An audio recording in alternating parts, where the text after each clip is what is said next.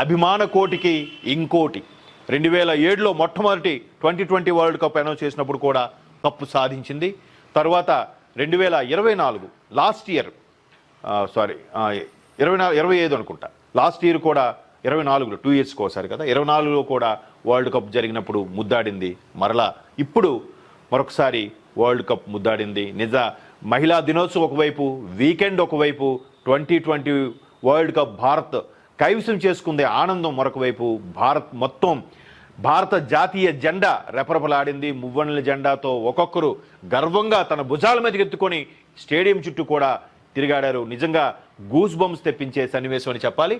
Bharat day 2020 ప్రపంచ cup ఫైనల్లో New Zealand చిత్తు, చెలరేగిన సంజు శాంసన్, విజృంభించిన బుమ్రా, అక్షర్ అహ్మదాబాద్ వేదిక మీద.